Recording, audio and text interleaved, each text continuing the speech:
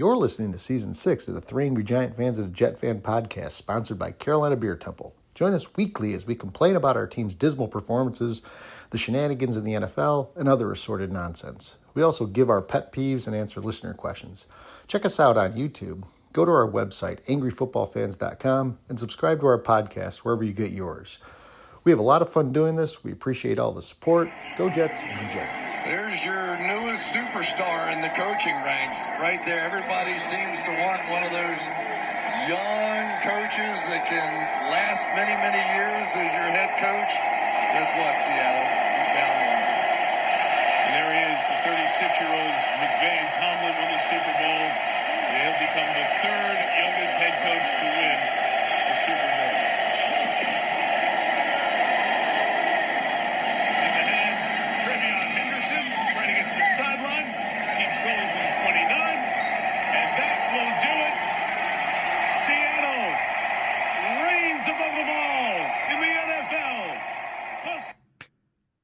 So that is the final moments of the game, the Super Bowl, the end of the season. They talk about Mike Macdonald being the winner, the winning coach, and being the coach of the future. But for me, that signified just the end of the NFL this season, and it couldn't have come soon enough, much like last year. I tell you that, the game was devastating. The playoffs were awesome, a lot of great playoff games, but the Super Bowl culminated in just an awful game. I know we'll get into it, but the NFL got what they deserve with the fraudulent New England Patriots and their strength of schedule, which is really more like the weakness of schedule that they dealt with. But let's get into it. Yeah, I would describe it like Kramer just described Slippery Pete. Super Bowl was the best and the worst. The best because I loved every minute of watching those frauds just get their asses handed to them. It was so great. I enjoyed it so much. However, it was the worst Super Bowl from the actual play perspective. I don't think there was one that was worse. I mean, I think the Patriots and Rams a few years ago was worse than this one, but this one was really bad. I mean, just disgusting to watch. Yeah, it was hard to watch. So we are the Three Angry Giant Fans of the Jet Fan podcast. Tonight it's two Angry Giant fans. So it's your host, Scott Cardone, and Angry Jets fan Novak. Giant Mike is not with us tonight. And, we're all family on this show, and we know each other quite well. And we do have some condolences to send out. Mike's mother-in-law unfortunately passed away last week. And so our thoughts are with Mike and Bonnie. Our prayers are with them too. And, like I said, we take this stuff very seriously as a group. We have a lot of fun doing this, but in the end of the day, we're all friends and we're all very close. Yeah, sending my best to Bonnie and Mike, and difficult time, and wishing him the best. Wish he were here, but certainly understand that he can't. And all the best to the family. Yeah, condolences, Bonnie and Mike. So we're thinking about you and get through this hard time. So we'll just have faith and get through it. Yeah. And Mike gets to get out of having to recap what was just a brutal final game, like Cardone touched upon. But before we do that, let's give a shout out. This is one I like, just the name of the town. So, hello, Fuquay Varina, North Carolina. Population 35,000. It was founded by Frenchman William Fuquay. And it was originally called Fuquay Springs because of the mineral springs in the town. It merged with neighbor town Varina in 1963 and really took off from there. It's one of the largest. It has one of the largest parks to acreage ratios in the United States, and it's the home of Count Grog, who is a pro wrestling promoter. I never heard of him, by the way. But you know what I always think about things when I hear about springs? Like, people used to go to places for the healing aspects of water. I don't know how are we glossing over Fuquay Varina? Fuquay. Is that like two guys came there, or two women, or a guy and decided to put their names together? I mean, how does this origin happen? Well, part of it was William Fuquay, so we know the Fuquay part. But then who's Varina? Where did he come into the picture, or she come into the picture? I don't have a Varina backstory. I mean, come on, man. We got to get and where is this? In It's North in North. Carolina? It's right outside of Raleigh. It Actually, is outside of Raleigh, not that it's in far from Wake Raleigh. County. Yeah, Wake County. Okay. Yeah. So I actually had my I guess he'd be an uncle-in-law. Steph's uncle used to live in Fuquay, Verena. Fuquay. So Sounds like you're saying it wrong. You got to be Yeah. right. I I mean, think- you've butchered a few over this past season. Did you get this one right? I think it is Fuquay Verena. I think Are we it is- getting I think it's Bengal right. starters already in the first 10 minutes here? What? I think it's Fuquay Verena. Okay. Well, let's go with it. I'm That's going fine. with it. So the Super Bowl boring was my take on it. I mean, for a while there, it rivaled there was no offense. I'll talk a little bit in my pet peeve about the aspect of defense. Both Drake May and Sam Darnold, at one point, they were both under 500 and under 500 throwing by a far margin. I think they both finished around 500 or 50% in their completion percentage.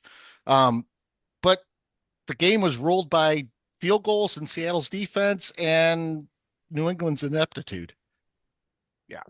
I mean, we talk a lot on this pod about we want to see some defense, right? We want to see teams get stops. We want to see teams get off the field.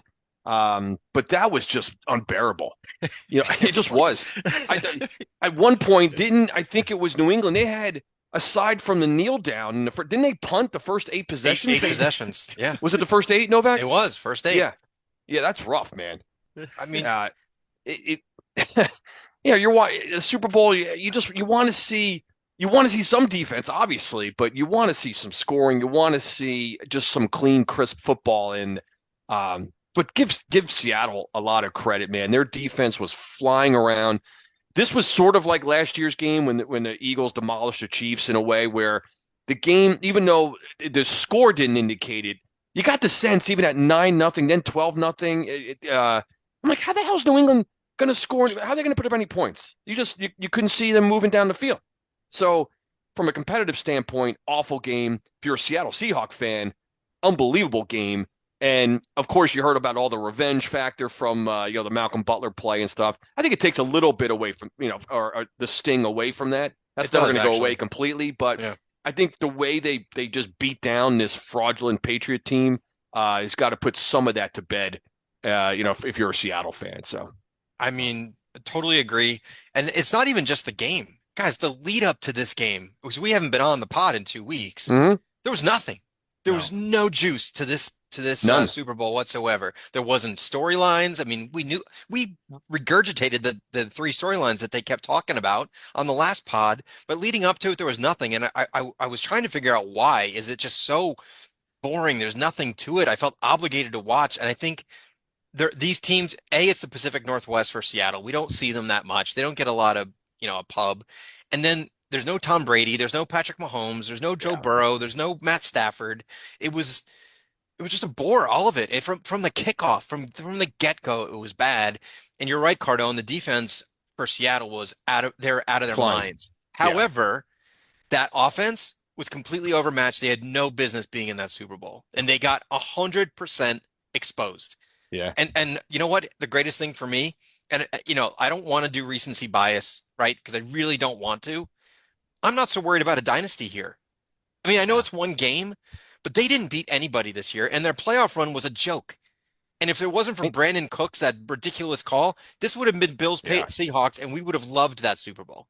Yeah. And Novak, I'm glad you brought that up because I was going to mention that I think the Patriots look more like one of those teams like the Panthers or, a Falcons team, one of those guys that gets into the Super Bowl, they make the Super Bowl and that's it. That's the apex of that current progression. But we'll see how that goes. I mean, I'll say this about the lead up to the game.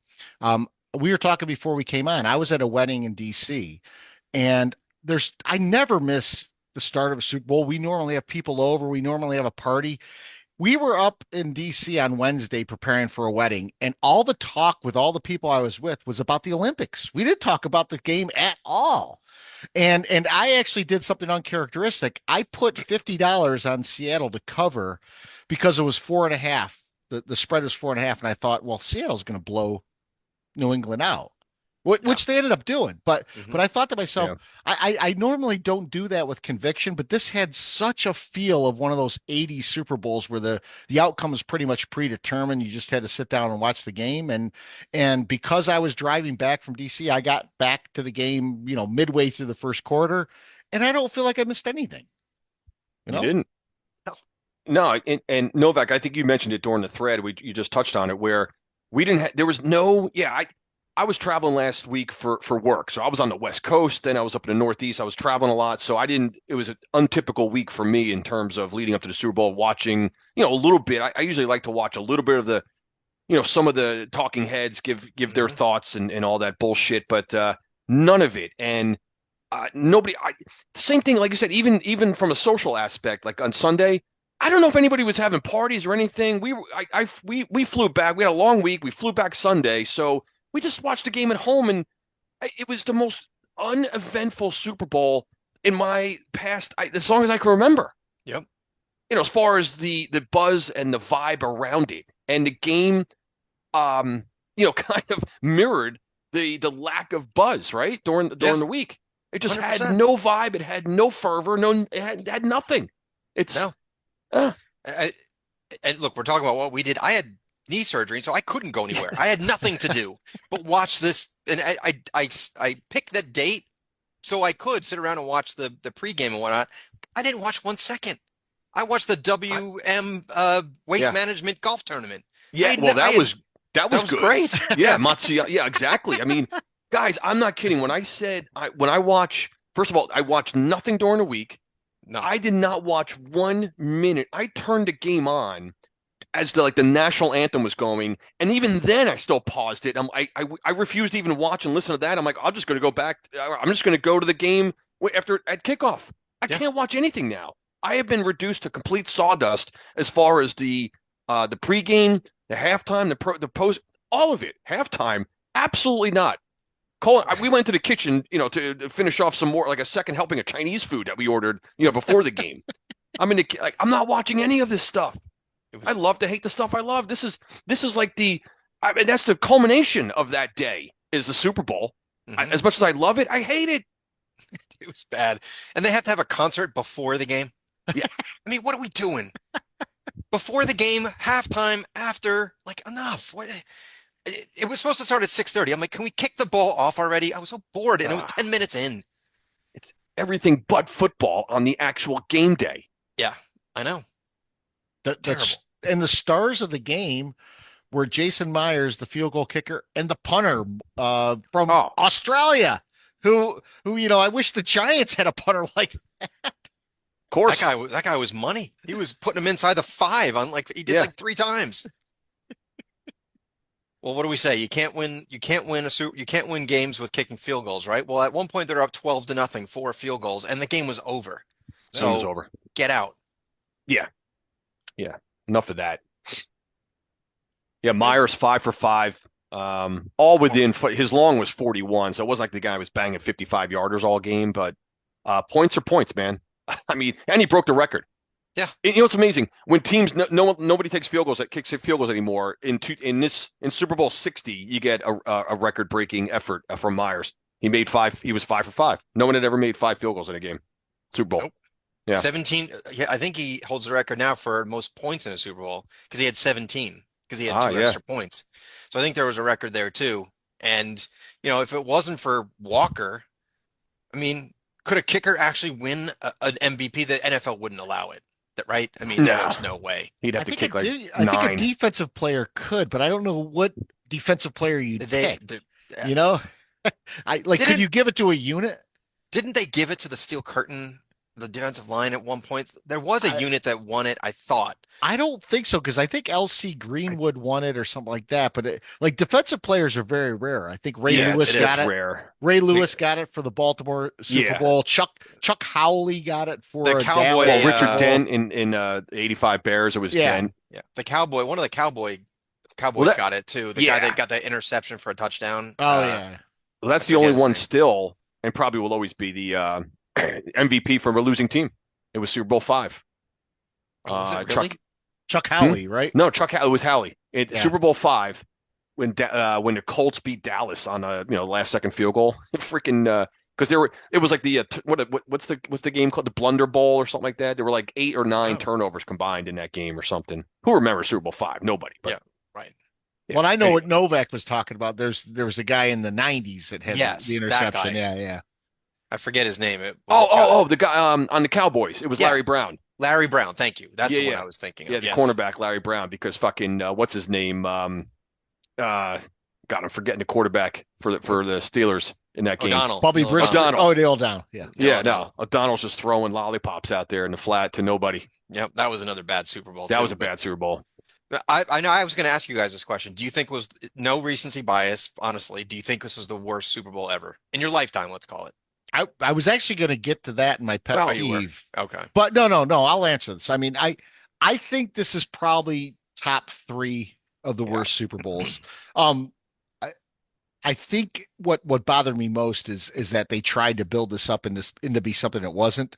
I wasn't alive I was alive, but I didn't recognize a lot of the early '70s Super Bowls that might have been worse. But this was just a terrible game all around. I mean, New England scored at the end to just even close the gap a little bit. But yeah, nothing there. I don't know, one that sticks out in my mind is the fourth of the the Niners dynasty, when they fucking demolished The Chargers? No, the Broncos. It was actually that was Steve Young. Oh, yeah. In they won 55-10 or something like that. It was I was at that point, Denver was getting blown out every Super Bowl, first by the Giants and then the Redskins and then Montana and that team. And then you ran into the Bills. Maybe the Bills Cowboys, the last one, that 52-17 one, where That was bad, too. That was of course the Leon Lett freaking bullshit. That was a bad Super Bowl. There's been a lot of bad. There was ones. one back in there too, Tampa and Pittsburgh, way back in '78, maybe.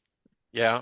And Tampa and Oakland was bad too in like 2003. Tampa, Oakland. Oh, you mean the Rams and Rams Steelers? Steelers. Yeah. That's what I meant. Yeah. Yeah. That was bad. But even with those blowouts though, the only thing I will say is there were blowouts, but there were scoring and there were like big time players. I felt like with this, it was just True. there was nothing going on.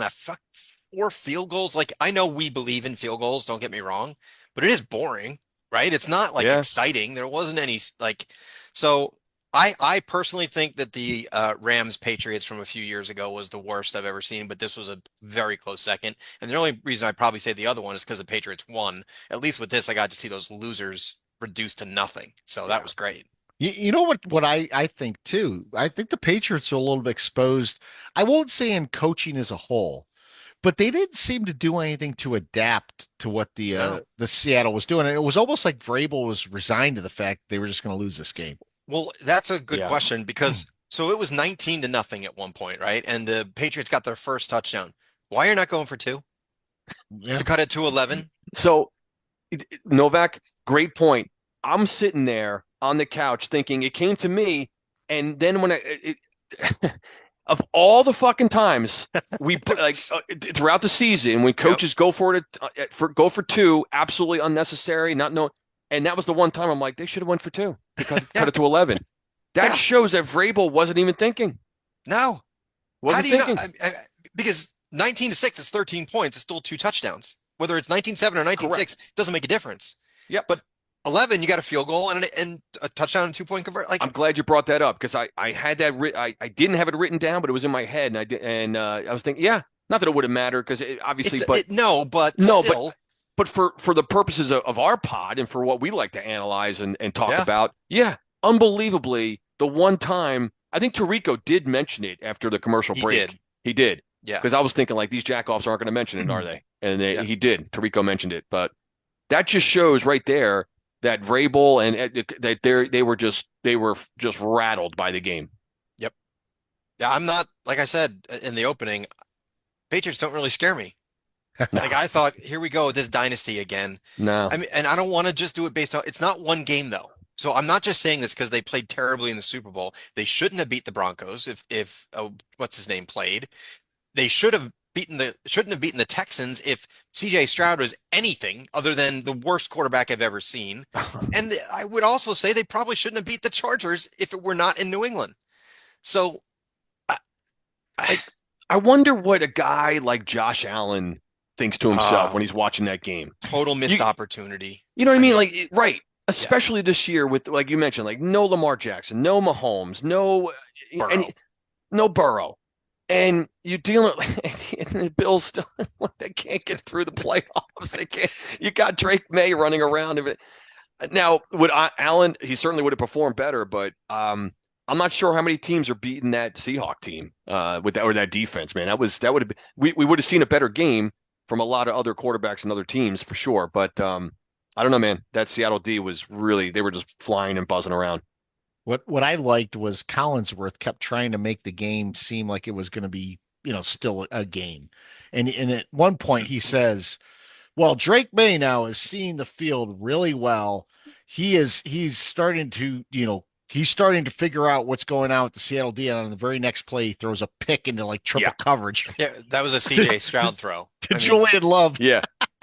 Former Giant, by the way, 2 former Giants got a ring in this game, Leonard Williams and Julian Love. Well, yeah. Same with the Jets, Leonard Williams, Jason Myers, Sam Darnold. I mean, Sam Darnold goes on. Jason Myers was a Jet for 1 year in 2018. Yeah. You guys got anything else about this game or from around the league this week? I do have something on this game that I wanted to talk about because it's something that I've mentioned a number of times. I know you guys agree. How does JSN come back out and play? Come on. Because it's the Super Bowl and he goes into the blue tent. Yeah. And not only does he not go into the blue tent, they take him back to the locker room, which in any other, if that's week 5 against the Jaguars, what are the odds he's coming back in that game? Yeah.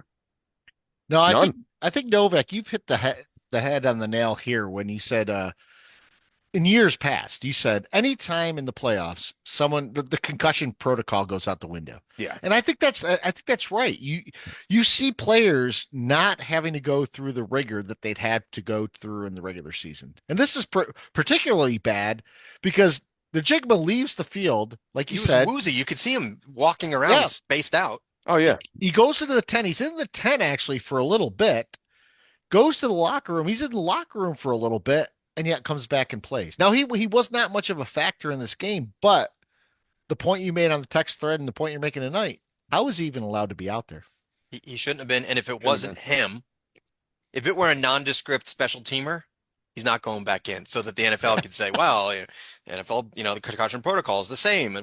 But because it's JSN and he's the offensive player of the year, and this is the Super Bowl and ratings are at a premium here, of course he goes back in the game. It was such bullshit. I couldn't believe it actually I could believe it and I'm glad it did. And no one's talking about it, which drives me nuts. Yeah. No one will talk about it because it'll put player safety at risk. The other thing that no one seemed to talk about, because I could have swore I saw a fist fight break out in the game. Oh yeah. And not only were there no ejections, but there weren't even flags. No. Do I have that right? I mean, yes. No flags. By the way, did you like Terry McCauley's explanation? We cannot do anything from New York's standpoint because no flags were thrown. Uh-huh. So what does replay assist actually do? I really want to know. Man. It really doesn't help. Like you said, there's not only a push out of bounds, but then there was a punch thrown. Well, punches are being thrown. How do they not throw a flag? I'm yelling from my couch like, this asshole just got himself thrown out of a Super Bowl. And not only did it, not even a flag, let alone thrown out. And so the next question has to be, and Scott is Mr. Official, why can't all games be officiated like that? What are there, 4 flags the whole game? 5? There was. I think that was an awesome game from an officiating standpoint. Yeah. They let players play downfield. Exactly. But why can't they do this all year long? I know. Why do you have to wait until the final game? You know why? Probably because the NFL is like, listen, we get a bad rap this officiating, let them play in the Super Bowl. So it's everyone's last thought before going into next year. Everything's well officiated. People that don't watch the games like we do. And then, uh, so frustrating. I mean, look, I'm glad it was the way it was, even though the game was terrible. But why can't Yeah. you officiate more games like that? Yeah. I don't know. Oh, we talked about it a couple weeks ago. The Bronco Bills game was a very well officiated game until it got close to overtime, and then all of a sudden the flags started Yeah, coming out. So you let teams play for 3 quarters, and then all of a sudden this happens. Super Bowl was officiated well, and had that game been closer, maybe more flags would come out. You notice that flags did come out on Seattle when they tried to run it up. That's right. Kenneth Walker went for a touchdown. All of a sudden, holding. You know what? I didn't they even brought notice that that. back? You're right. Well, Scott, I know you're all over this. Both you guys are. That, of course, the conspiracy about the over, right? Because I think that would have put the game over, would it not? It would have And put then the game over. Yeah. there was like 70% of the dollars for over under were on the over. Are you kidding? I think so. I think I heard that. Do I have that right? I think I heard that. I think that's correct. Yeah. Yep. I mean, come on, really? I mean, so you can say what you want. People, go with the the fixes in conspiracy or Wow. not. But on that particular play, was that really a vicious hold? I didn't think so. No. Look, in a normal game, the way that things are officiated, that hold is fine. I mean, that is a hold, as I should say. Yeah. If that's week 7, Jacksonville and the Jets, that's a hold. But because it's the Super Bowl and it's officiated the way it was, I mean, I guess I'm surprised that they actually threw it the way the game had been going the whole time. But if you're telling me that was true, that 70% was on the over, that's what I heard. Yeah, bad because news, man. the over under was 45.5, and the game ended up 42. So Unbelievable. I did not know that. yep. That's crazy. Novak, by the way, week 7, it will be Jacksonville versus the Colts. That's fair. I don't know why I threw the Jets in there. Probably was staring at him on screen. Jacksonville's my example for everything, apparently. We just have to go with the AFC South matchup, no matter what. That's right. Anything else from the game or from around the league this week? I know that the Pro Bowl took place while we were off, and I don't think I didn't see a single minute highlight anything from the game. I don't even know, were the Mannings coaching again, or was this different? No idea. Don't call it the Pro Bowl anymore. Just call it the NFL games or something, and name your All-Pro team. Like, what can we do? Like Battle of the Network Stars kind of thing? Like exactly. Remember that back? Like, that was the best. Like John Ritter from Three's Companies battling in a 3-legged race with Suzanne Summers. Yeah. Gabe Kaplan from Welcome Back, Kotter. Gabe Kaplan always showed up like the most unathletic dude. Yeah, Lee Majors. So why don't we take guys from like, the Chargers, they were on like ABC the most this year or whatever. So they're going to play for the ABC team, and then you have a Fox team, and you have an ESPN team. That would be the Chiefs, right? Because they're on fucking Monday Night Football 8 times or something like that. So the Chiefs would play for Monday night and just do Battle of the Network Stars. Seriously, what?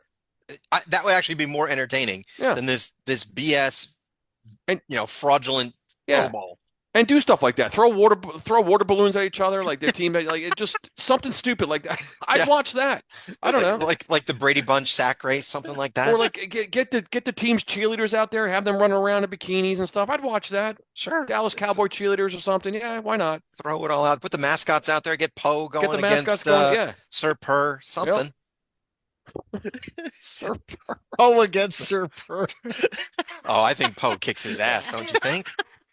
Well, don't forget, Poe's recovering from ACL surgery, so 3 years now. He lost that's true. He lost a little bit in his 40 time. Yeah, that's a good point. Yeah. No, the only thing I wanted to bring up was all the changes for the Jets and Giants. Are you getting to that? I was not, but we could talk about that. What do you guys think? I mean, the Giants had a lot of coaching additions, and I don't know. I mean, I am psyched. We have a question talking about the offseason, but I am psyched at the fact that not only is John Harbaugh coach, We even are filling out like our not even our Yeah. coordinators, but just our regular coaches. We have Callahan now as a QB coach. Callahan's worked with a ton of QBs. So I mean the Giants are sitting pretty, I think. Greg Roman's on the staff. People Mhm. that Harbaugh's worked with a lot. I think we've put together a professional team in the span of a month, which to me is the best I could have hoped for as a Giant fan. Yeah, I mean, I don't want to get too deep into it. I know we're probably going to do that one around the draft and then when the schedule comes out and stuff. But as far as staff additions and subtractions, especially, it's this is what we were looking for as Giant fans, for sure. And we got it, and starts with Harbaugh, of course, and then I like the additions. I heard some mostly positives, but a couple not negatives about Nagy. So we'll see how that. Obviously, we'll see how it pans out. But I'm on the side of where I think it's a good hire. I actually like the guy. Matt So Nagy's a great, I yeah, mean, like his offensive coordinator pedigree's been great. for sure. Um, Uh, and sometimes when you come to a new team, you're gonna be extra motivated. Dart is gonna be in his second year, obviously, and man, no, I'm pretty thrilled. I mean, as far as this off season, I was actually excited going into last year's after the draft. We thought we had a good draft, we did, and now I'm glad the season's over, but I'm already looking forward to I'm looking forward to this draft. I'll tell you in April, so that's only a couple months away. I'm looking forward to it. yeah, And Novak, and Jets. my God, you guys should be happy. And what's going on across the stadium and next to Johnson and Sales, and that like it's it's just mind-boggling how dysfunctional an organization can actually be. I mean, you heard the story. They had Wink Martindale and they were going to offer him the job. Aaron Glenn went to Woody and said, okay, he's our guy. He's going to need however many millions. And Woody says to him, why am I paying him? You're a defensive guy. You be the defensive coordinator. I'm not paying that kind of money because I already paid the guy that you fired, which in the corporate world, I kind of agree with them. Like you picked the guy, Aaron, and now you want another one in here? So they got rid of him and now they get Frank Reich, which fine, but and now our defensive coordinator, some guy Ducker from Miami. Like it just doesn't. Who is a passing game coordinator is our defensive coordinator now. It it is so dysfunctional and messed up. And our GM apparently is telling people that it's the biggest mistake he's ever made, and he wishes he weren't the GM. Like it just Yeah. doesn't end, man. It just doesn't end. Does So I, not. I do have a good Frank Reich story. So when Frank Reich was the coach for the Carolina Panthers, Steph and I were looking at flooring for the house, and we were at a I don't know if it was a spring show or whatever at one of the convention centers, but I'm looking at flooring, I'm talking to this guy, and all of a sudden the salesperson's eyes sort of divert to the side. And he goes, "Hey, look, that's Frank Reich." And I look at it. There's a guy there with a Carolina Panthers sweatshirt on. He's standing in line behind me to talk about flooring, just like an average Joe. So Yeah. you have an average Joe as your offensive coordinator now. I don't really give a shit. I mean, he seems like a nice enough guy, whatever. I mean, it doesn't matter. It's just disaster. Whatever. Yeah. Good. Frank Reich. Awesome. Now we got Rex Ryan's kid is our passing game coordinator now. I just oh God, so dysfunctional. Whatever. What I really think is the evolution of the coaching trees these days. So think about this: you have a passing game coordinator. The Giants have a QB coach. They have you have a position coach and everything. So these staffs now are 15, 20 people deep. Easily. You have assistants to the assistants. You have a special teams guy. You have a punter guy. You have a guy basically for every position and people underneath that. You have like an outside linebacker coach. What? You said you sounded like Damone as he was building up Rack's confidence. Like, look at you. She can't assistant to the assistant manager at the movie theater at the Ridgemont Mall as he's trying to court Stacey Hamilton from the pizza place. I still love the. Hey, Damone, Rack, can you help got me Ace's out? jacket. That's the best. Yeah, that's the all-time best. I still do that with Demo. Like, Rad, Mike, can you pick me up? Can you go? Hey. I'm really kind of busy, Rad. He's watching cartoons.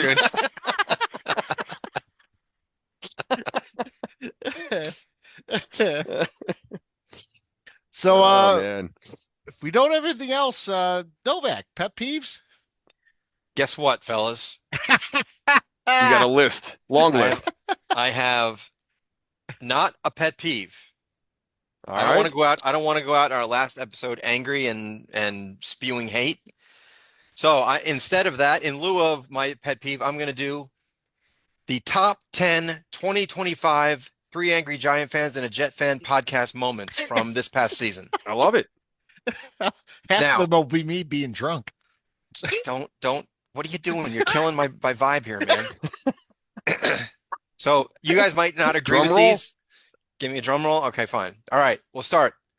Number 10, the Algerian microchip soccer ball episode, where Scott, if he's not pet peeving about officiating, every now and then he'll throw in one that we don't know where the hell he is coming from. All right. First off, it was Algerian Morocco. microchip. Whatever it was, I got it wrong. But you know what we're talking about. Cardone, Mike, and I were looking at each other like, what the hell is he talking about? What are we doing here? Yeah. We're talking about soccer.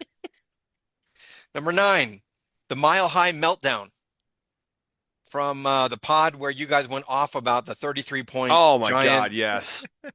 Yes. in Denver when you guys blew it. I listened back because I had that knee surgery, so I had a lot of time to myself. I listened to a few pods. That one was off the charts anger from you three. It was fantastic. Love it. 33 points in the fourth quarter will do it. That is correct. Number 8, I had to throw myself in there a couple of times. We each got 2, and then we got a group 2. The I've had enough rant for my Jets. Yes. I had to put myself in there for Very that good one. rant. That should be number 1, actually. No, Close no to way. it. Not even close. That's very good. Just wait till I get to number 1, Scott. All right. Number 7. This is Mike, the intoxicated scorekeeper. That's when we all got hammered at Mully's, and Mike came back and blew his keeping of our scores in one fell swoop. He had us down to like percentage points and the whole thing. He got drunk one night and we lost it. Number 6, Cardone's The Return of the Whopper, Yeah. which I thought was a great breakdown of the Whopper. He experienced it in the Wild Card series. So did you. You were there. I was cracking up the whole time. I got to experience the frustration with the Whopper in person. So for me, that was probably my number 1, but I have it at number 6 on our list. Can I go back to number 7 for a second? I had several people talk to me offline about that, saying, how did you guys mess up what your percentages were? Cardone easily won. He was winning by like 5 games. So he got the right person won, but Mike had it. I was at like an 825 winning percentage or something, and all went out the window in one night. Blame Mully's. Blame Mully's is right. Number 5, me again, the Devoyne shower handle episode. Oh my God. Where I got punked like an idiot by Chris Coons, who was telling me that was a real person, and I believed it. Oh, that's great. So that was number 5. Number 4, one of my personal favorites, the barfly. That's when Cardone and I were at Mully's, and a barfly sat next to him with the Panther jersey on and said, "You rooting for the Giants?" Yeah. After he's draped in Giants gear, that one. Yeah, she was a winner. Yeah. But if you got to go back and listen to that one. His description of that experience was off the charts funny. Number 3, I put in there the live pod as number 3. Oh, that's a great time. I love the live pod. Great time. I've never heard it or saw it ever since then. Scott's going to post it in the offseason, All right. aren't you, Scott? Yeah, I was going to post it in the week between, and I couldn't get it to work. So I will fix that. We will get Gotta it watch up. that one. Yep. Awesome. Number 2, the Christmas Dicks. Mike's breakdown of Santa and Donner. I have as the number 2 pod. It was I thought was hilarious, on point. We got a lot of positive response on that. So that was number 2. Number 1, drum roll. The drunken host is number 1. So I couldn't narrow it down to 1. Which time? Well, I've got some examples here, and Cardone, I'll let you say your favorite line, but mine was, I don't think I know that, but I think I do. I think can I give my favorite now? Yeah, Like go for it. was when it was one of the questions was like, what was it like? What makes you a diehard fan or what like a rabid fan? And Scott was like, I don't know. Sometimes you just gotta say, hey, like to what? The other two I have are the pass out. Oh When he yeah, passed out on screen when it was just the three of us. Actually, Mike was out Yeah. that week. Mike was out that time. And then my other one I have it as lick it up when he spilled the Oh beer. my gosh. And instead of wiping it up with a napkin or something, he used his hand and licked his hand for about 2 minutes. Yeah, that was bizarre. It's been a brutal year. This season drove me to drink, literally. So I'm going to throw my card like Letterman. Those are the top 10 Love Angry it. Giant fans and a Jet fan podcast moments, and that's my pet peeve for the day. Well done, man. That was let the glass shattering Yep, Letterman, glass right? shattered back there. With the index card. He throw it back into the skyline. There's nothing there. All right. Well, Ooh, I hate to follow that, but I'll that's go rough. with my pet peeves. I have two. First off, like I mentioned, I was driving back from a wedding, so I was in the car. So I was listening to Kevin Harlan and Kurt Warner pregame. And you know how these schmucks every game do their keys to the game. Well, Kurt Warner's key to the game was Seattle cannot settle for field goals. They won't win if they settle for field goals. Was These he watching the same game where you were watching? these guys say this every freaking week with no repercussions. We heard it in the divisional game before the Broncos and Patriots game. Yeah. So it's like what they just say this shit, and it never really is rooted in fact. Has there really been a time where it's known that you have to score touchdowns over field goals? I mean, you prefer to, but does it decide games? I'm not really sure. All I know is that there's been several times this year we've talked about teams taking points, and they don't take points, and they tend to lose those games rather than win. I tell you, one of my favorite Giant playoff games of all time is the '90 championship game. We did not score a touchdown that game, and yet we dethroned the two-time defending Super Bowl champs in the 49ers at Candlestick, the Jeff Hostetler run. 15 Favorite to game. 13. Was Yeah, that the 15-13. Taylor? Was that the Taylor hit on Montana? It was No, Leonard Marshall. Leonard Marshall. Lenny Marshall. Sorry. Leonard Yes. Marshall. Yeah. But that was that game. It was that one. It was Yep. Eric Howard forcing a fumble right at the end. Yes. Okay, but I just remember that hit, thinking, "My God, Mhm. how's he going to get up?" So I will say this: we did not get to this. So it was Eric Howard causing a fumble on now Hall of Famer Roger Craig. That's right. Yeah. So the Hall of Fame class this year is Roger Craig, Luke Kuechly, Drew Brees, Fitzgerald Larry Fitzgerald, and and Adam Vinatieri. Yeah. And this to me is this should have been a pet peeve, but guys, we're looking at people like Luke Kuechly now, who is making the Hall, where guys like Tiki Barber are left out because we're said his prime is too small. Yep. If you compare Tiki Barber to Luke Kuechly, Tiki Barber played more games. Yes. He's right up there with running backs in terms of total yards. And yet Luke Kuechly's making it. There's no word about his missed time with concussions, all that stuff that happened there. We have a kicker going in, Adam Vinatieri before Eli Manning. We have Roger Craig going into the Hall, who was a very good two-way player, but he's going in again ahead of Tiki Barber, ahead of Eli Manning. It's mind-boggling to me. It's funny about Roger Craig. I thought he was already in. I didn't know he wasn't in. I didn't When his either. name came, I was thinking, I'm like, isn't he already in? Was he getting in again? What's going on? And the Kuechly one, I was thinking, is there a play in that Kuechly has out there that you're like, remember that play? Remember that fucking play Kuechly had in a play, like a playoff game or something that like just there's a signature play or something. It's so funny. I was with Kuechly. I was talking to my brother. He's one of his friends. He didn't know who the guy was, and he's a football fan. One of his buddies was like, Kuechly, who's that? And he's like, he was on the Panthers. When? You couldn't even like figure out when this guy was playing.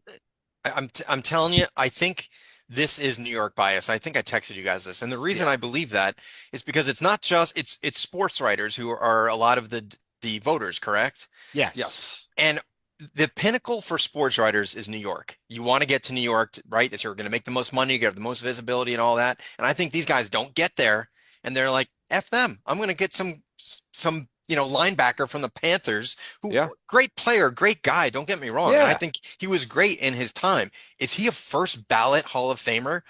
Well, he was second year. Second year. Second year. Is he a second year Still. Hall of Famer? No. No, he's not. I mean, it's a joke. It's ridiculous. It makes no sense. And look, I'm not a Giants fan. I wasn't really particularly an Eli Manning fan. He deserves to be in, and there's no question about it. Yeah, he may get in when I'm 75, the way it's going. It doesn't make any sense. You guys know how I feel. I mean, certainly know how I feel about Eli Manning. I've never made any secret about that. Love the guy, always did.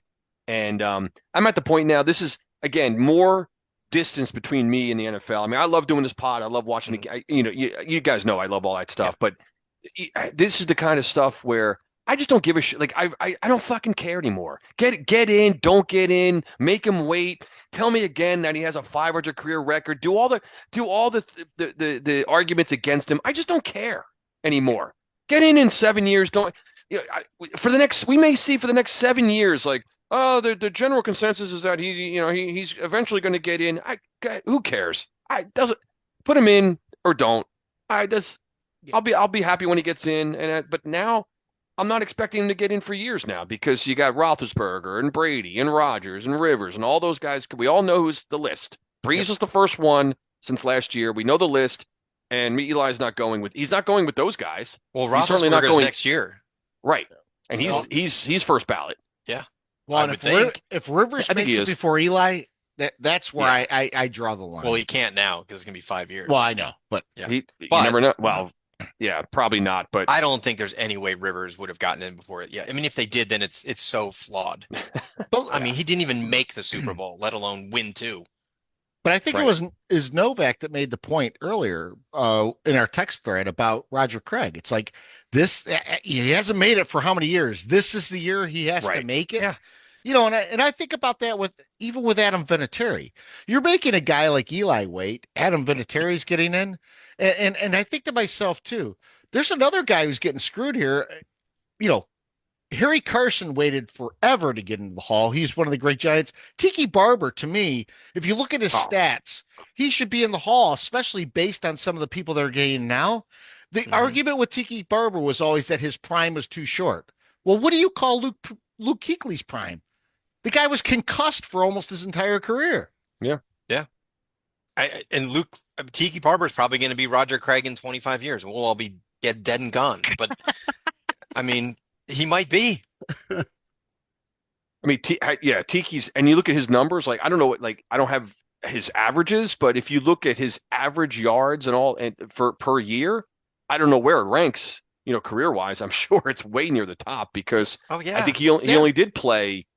He played 10 years. He did play 10 years. Which it's not that short for a running back. No, and he was playing in an era where obviously defense were a lot tougher. The penalties weren't coming as much. You had actual workhorse backs back then that you don't now. You've got the committee bullshit that you've got going on. He played like 30 more games than Luke Kuechly. That's 2 seasons. 2 seasons. Yeah. It's 2 seasons. Yeah. It's ridiculous. So anyway, my first pet peeve sort of tailed off into that one. My second pet peeve is sort of something Novak touched upon earlier, and it's the recency bias, but it's also that rush to make everything the best ever. Like what I heard in the aftermath of this Super Bowl, we talked about the Seattle D being pretty good, but what I heard is that this was one of the best defensive performances of all time in a Super Bowl by two teams, the best 2 Ds in the Super Bowl. And instead of discussing the shitty play by May and Darnold, we're now trying to attribute it to the 2 defenses being strong. And I just don't see it. I mean, to me, watching that game, New England couldn't do much. Seattle kind of did a lot. Seattle just didn't score touchdowns, but they moved the ball. New England's defense isn't that great. And to be honest with you, if you look over the year, Seattle's defense was decent, but think about the games they played against the Rams. The Rams moved the ball against that team. It's not like we're looking at the Bears or the Ravens or teams that were so dominant through a playoff run where you're like, oh, that the defense is exactly why that team won. That Seahawks defense can't sniff the Legion of Boom defense.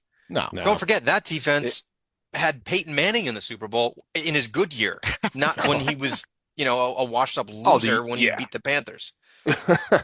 Yeah, and embarrassed that offense. Totally. That Legion of Boom team. Yeah. Yeah, this was it Dark Side, right? Dark Side, get out of here. Yeah. They weren't as good as they're obviously just won the Super Bowl, so they have a chance to build on this and get better as a unit. But yeah, that Legion of Boom, that was a frightening defense, man. That Seattle, Cam Chancellor and Richard Sherman. That was frightening. Frightening is right. I mean, that was much better defense. Now, look, you're right though, Cardone. If they do this again next year, got to give them credit, right? You get back there again, like the Legion of Boom did. Yeah, but no, one game, one season. No, I'm sorry, it's not an all-time defense.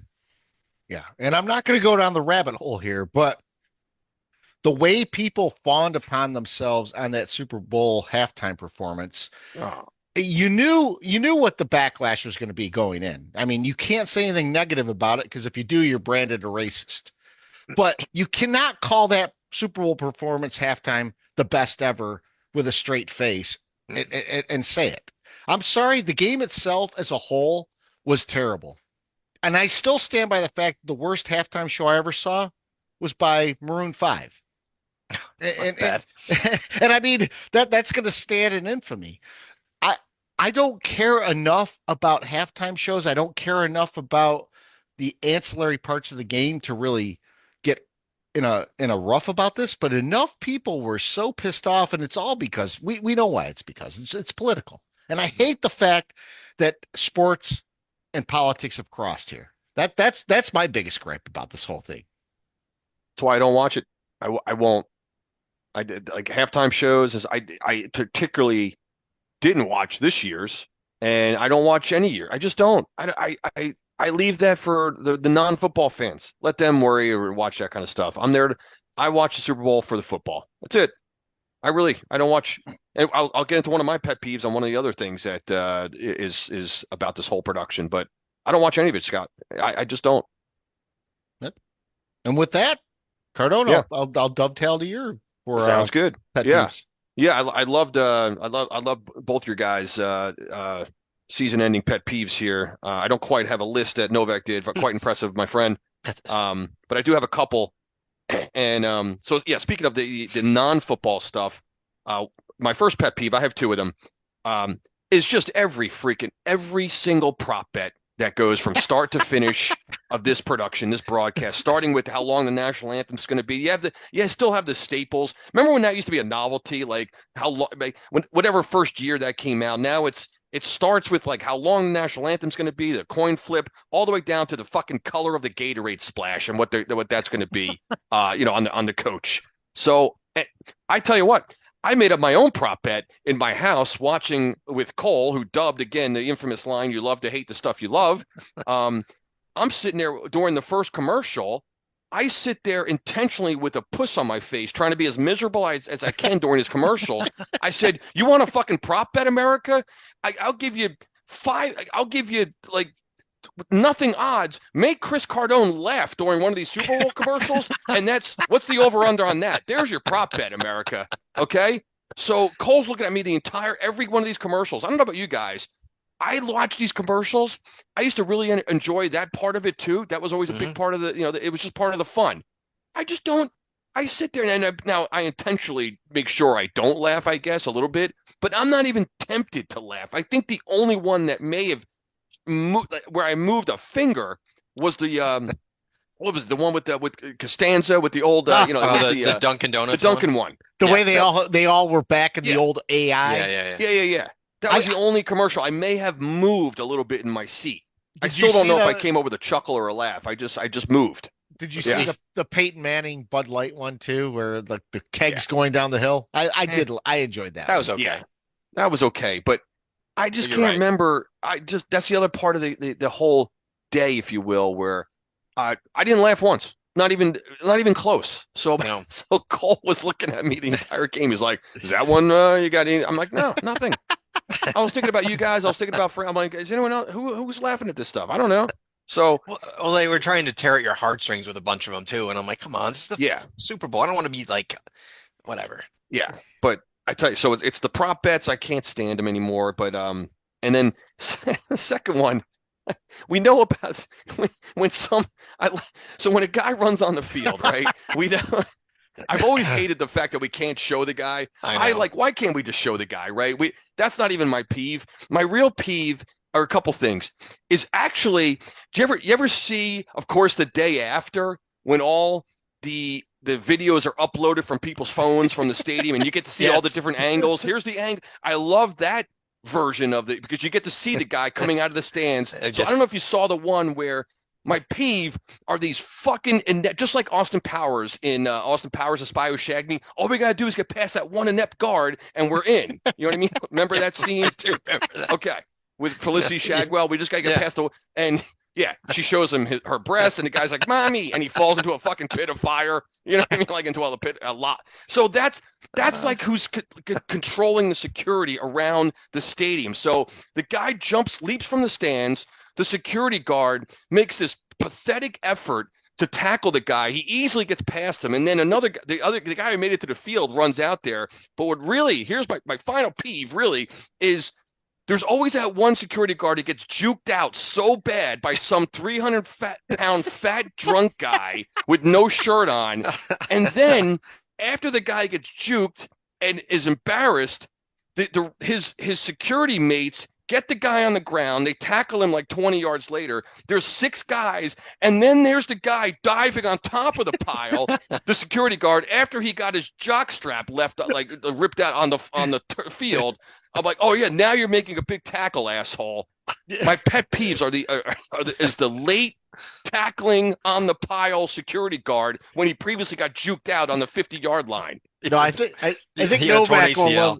Novak will love this because in the aftermath of the game, there were memes about the streaker having more rushing yards than the Patriots, and there were memes about Bad Bunny walking further than the Patriots had in his halftime show.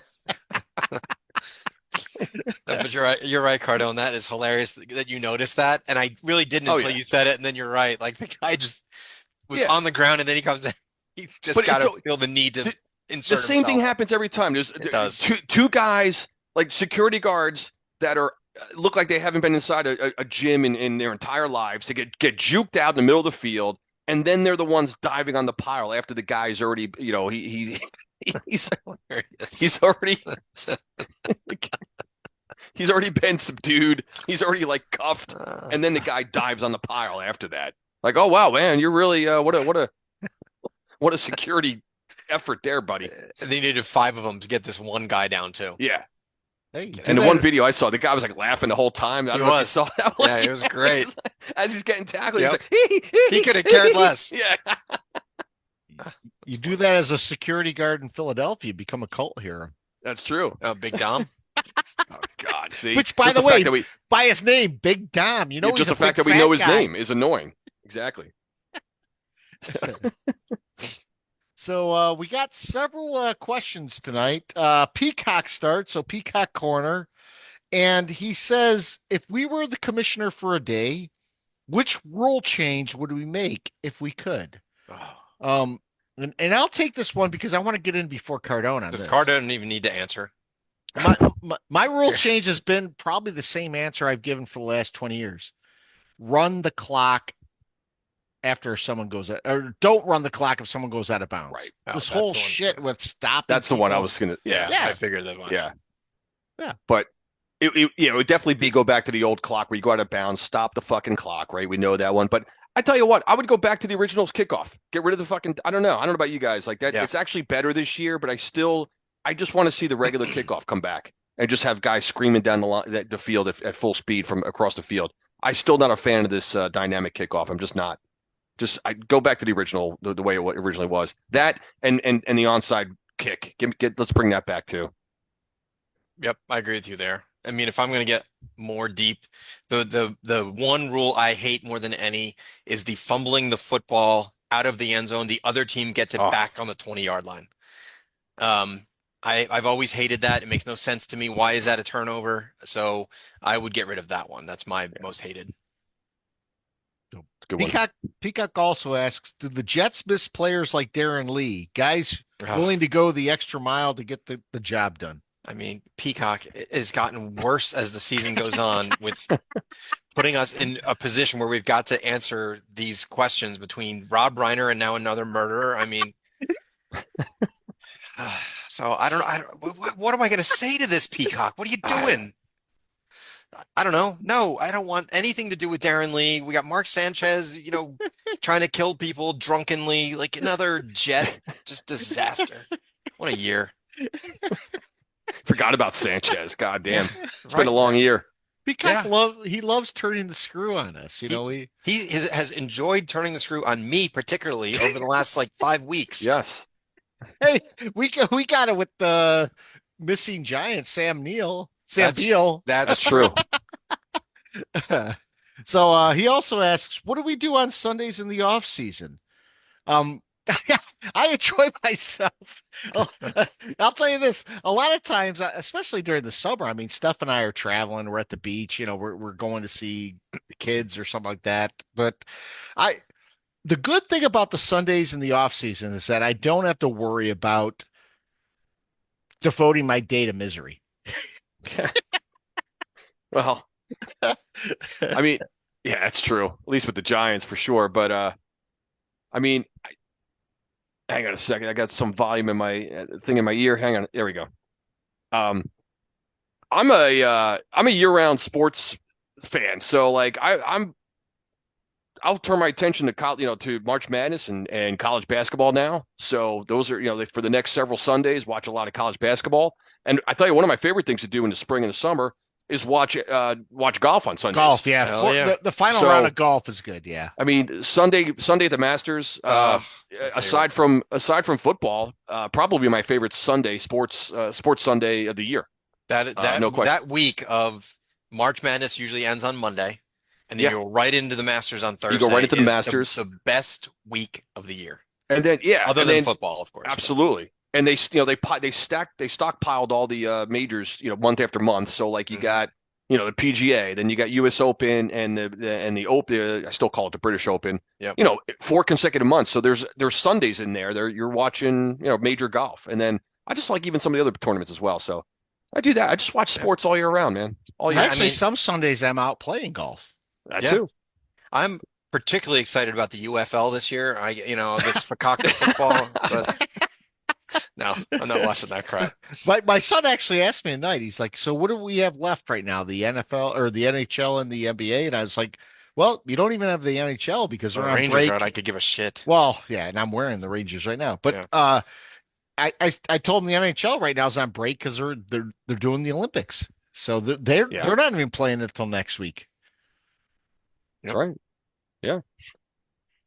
So Peacock also says that he loves listening to the podcast. He was very happy that we were able to take his mind off the Cowboys this year, and he wishes us the best in the offseason, which we'll get to at the end of the pod. Yep. So my friend Mike also asks a couple questions. He asks, how much time do we spend studying on players ahead of the draft, and where do you go for your info? And personally, I can't. I was actually with my son tonight watching. We were at Wing King in Fort Mill, so we were having dinner. And we're watching the TV, and they were doing a mock draft on the side. And I said, "What the fuck is this?" It's February 11th. There's a guy in a mock draft. And not only that, he had the Giants picking a safety number one. He also had the Chiefs picking a running back in the first round at like pick 8. So I honestly don't spend a lot of time studying up on players. I don't care about the draft all that much. The draft is not one of my favorite things. I know there's a lot of guys that love the draft. They do mock drafts. I am not one of those. And so where do I go for my info? I go to ESPN while the draft is airing. Yeah. Maybe the NFL Network. I actually go to the NFL Network, I think more. But Yeah, I mean, I don't watch enough college football around, to know guys outside of the first half of the first round, really. I mean, Yeah. maybe even come draft night, certainly like watching, the first night, right? It's the whole first round. So, but as soon as that's about as much as I'll pay attention to, in terms of like who should be going where, I think, and then like where are the Giants going to make a move? Are they going to move up and down, that kind of stuff. But as soon as you get to like the second and third rounds, I'm looking to see. I don't know these guys. I don't know the players. Mhm. For the Giants, I'm looking to see what position did we draft. Right. That's it. I don't know who they are. I Yeah. will say this though. Last year, like because of the bowl game with Scadaboo, I mean, I certainly knew a lot about Cam Scadaboo going into at from the bowl game. So when the Giants got him in the fourth round, I was pretty freaking jacked up about that. And he panned out obviously until he got hurt. But looking forward to him coming back, healthy next year. So, but no, I mean, I don't. It's not like I'm sitting there studying, third, fourth, fifth round draft. Who's coming off the board in the fifth round? No. I don't, I'm sort of the same. I do maybe do a little bit of only if I know that the Jets are in need of a lot of things, which they usually are. So I will try to somewhat inform myself for the first couple rounds. But once the draft hits, then then it's who do, really I know a cornerback from Western Michigan. Like I don't know. Then I'll watch the draft and I'll watch the Jets. I'll leave and I'll come back and I'll time it so that I watch them pick. And all I care about is like if the commentators say good value at that spot. Right. Other than that, I really don't care. Yeah. so Mike also asks if we could award a most improved player award on offense and defense, which players would we pick on the Jets and Giants? Um, I look. I mean, there's not a lot of improvement you see from year to year on a team that's as bad as the Giants. If I had to pick one on offense for the Giants, I'd probably pick Daniel Bellinger maybe on offense, and on defense maybe Tyler Nubin. I don't know. I'm just throwing Yeah. stones there. Yeah, for me, I don't know. Offense, the first name, probably Wandale. I think Yeah, he's not very that good. Yeah, you're right. his statistically wise, he had his best career year, and the guy he had a number of big games. I'd probably go Wandale Robinson as kind of year over year best improved. Defensively, it's a lot tougher. Mhm. I don't feel like anyone stood. I mean, Brian Burns had a great year, so I mean, if I had to say maybe from the year prior, Burns, but right, I don't know. I'm trying to think defensively. Yeah, Nobody else, no one. I can't think of anyone who stands out really. yeah, you're probably Sexy right. Dexy certainly took a step back. I'll say that. Although people like doing his dance. Yeah, that's That's been the big thing yeah, lately. Everyone's doing his dance. I mean, for the Jets, I mean, I guess our left tackle, Olu Fashanu, had a pretty good year. He played every game, and he's a solid left tackle, which, as you know, is a cornerstone position that you have to have. So I'm kind of excited about him. Defense, we got rid of our two best defensive players. We're awful on defense. I guess, Jamie and Sherwood uh, is a linebacker. I thought played okay, even though apparently he had a bad year, but he seemed to be around the ball a lot. I don't know. I guess him. Like, God, it's just pathetic. It's tough. It's tough on a team as bad as our teams were to pick most And we improved. got 3 wins. We lit up 35 yeah. points every game. How can I pick a good defensive player? Can't. So probably a question more for me and Cardone. Do we think the Giants will open next season with a veteran free agent kicker and punter, or go with rookies? I think we will sign a punter.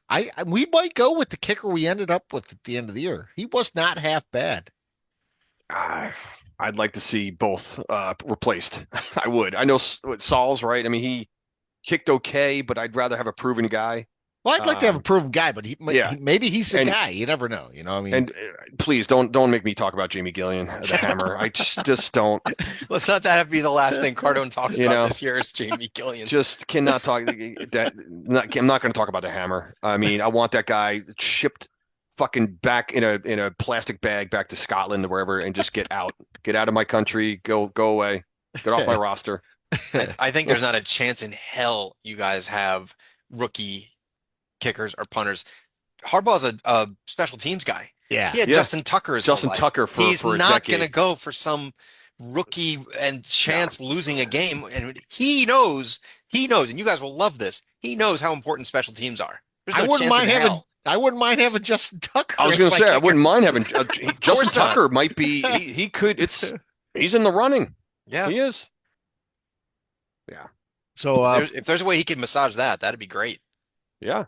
Mike also asks, do we experience any NFL withdrawal after the Super Bowl? And do we feel like we need a break? And then he also throws in, similar to Peacock, he just wanted to thank us again for another year of the podcast and helping him get through another, losing and miserable season. So, from my standpoint, I never really think about, withdrawal. I do want to break sometimes from the NFL just from this fact that, season's here, it's done. We have a couple months before free agency. We have a couple months before the combine, all that stuff. But from a withdrawal standpoint, you know what? Things go on, especially since the Giants and the Jets too. We've been out of it since before Halloween. Yeah.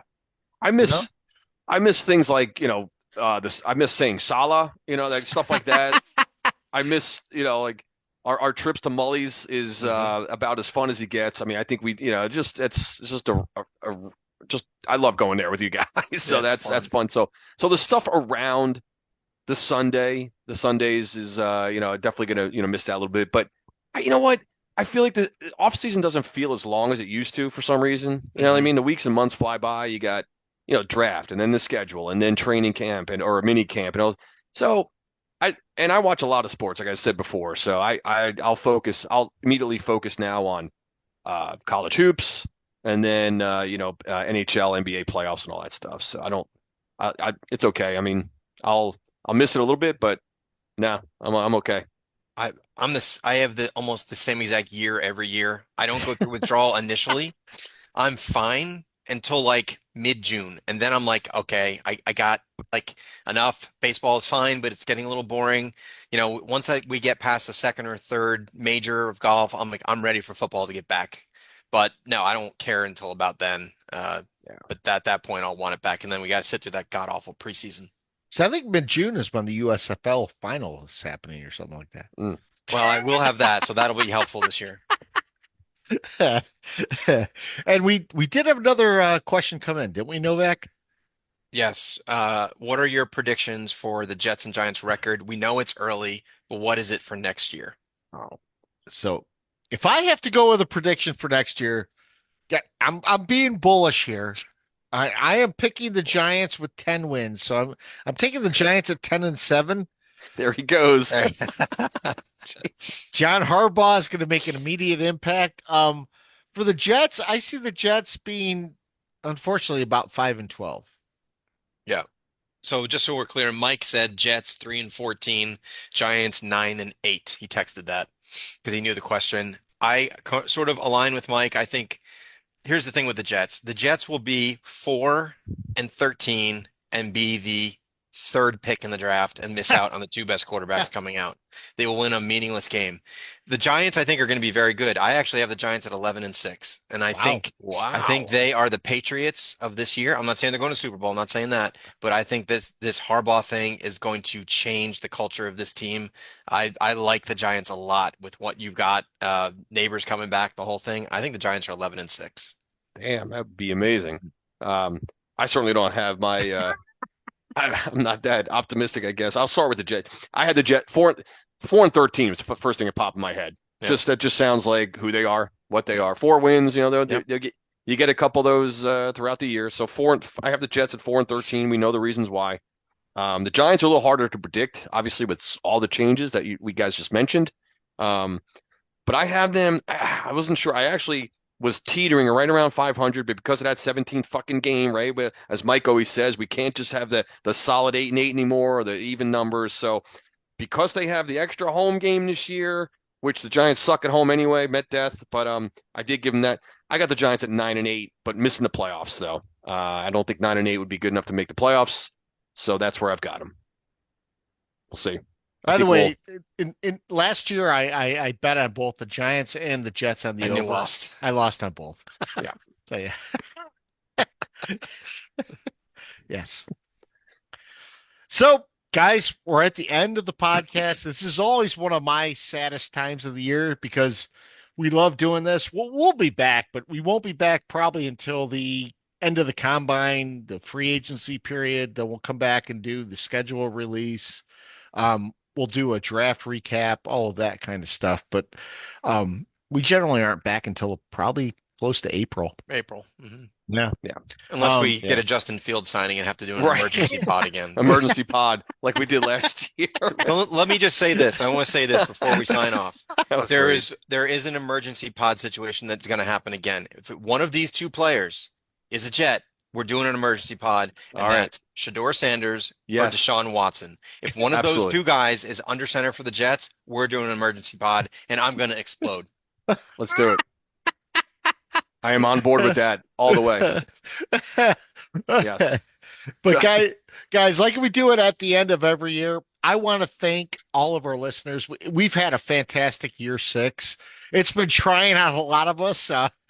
Novak's recap of the best top 10 podcast moments of this year has been great. We had a lot of really good moments. This guy right here has been drunk through most of 2025. But next year I'm looking at John Harbaugh coming in. I'm like, this dude is good for my liver. So Yeah. I think we might be good. Also, we'll probably end up doing a live pod again next year. So Definitely. you'll see us post the live pod in the next couple of weeks. But look for us in the off season doing the live pod again in Charlotte. So if you're in the Charlotte area, come and see us. We appreciate all the feedback, all the guys that contribute to us. Peacock, my friend Mike. You guys have been great. We'll have some guests on in the off season as well as next year too. So I actually talked to a couple of Cowboy fans who are interested in coming on the pod. So it'll be good to introduce those guys here. So Yeah, no, wrapping up another great year. It's so much fun doing this with you guys. So thanks to you, thanks to my co-hosts, Mike, who's not on tonight, of course, but you three guys. This is just a lot of fun, man. A blast. And Scott, you just mentioned Peacock and Mike and the guys that sending questions. Thanks to those guys every week for giving us additional content and stuff to talk about. So we do this for enjoyment and for fun, and just try hopefully just make people laugh, man. That's what it's about. So that's all we're trying to do, and get it's like therapy for us. We've talked about that before too. So it absolutely is therapy. So our teams are so miserable and decrepit they have been. So to come on here and talk about it and just vent it out makes it a little bit a little less painful, for sure. A lot less painful. So thanks to you guys. Yeah, thanks to everybody. Couldn't have said it any better myself. So much enjoy it, and I think this is the first year I didn't feel like the fourth wheel. So I appreciate you guys bringing me in for some additional content for the Jets, and for any Jet listeners that are out there, I appreciate being part of that. I enjoy this more than anything. I really do, and I'm going to miss it for the next couple of months, but we'll be back. I'd love to do some we try to do something different every year, right? Whether it's a do format for a live pod, maybe we'll have some guests. I got some live stream stuff thinking about maybe that we'll do. So be on the lookout. We're going to try to shake it up again next year, and hopefully everyone comes back. We need Darren to help out with the IT part so he can get us going. Yeah. All right, everyone. We appreciate 2025, 2026. And we welcome everyone back to the new year, but thank everyone for the participation, and we'll see you next year. See ya. See ya.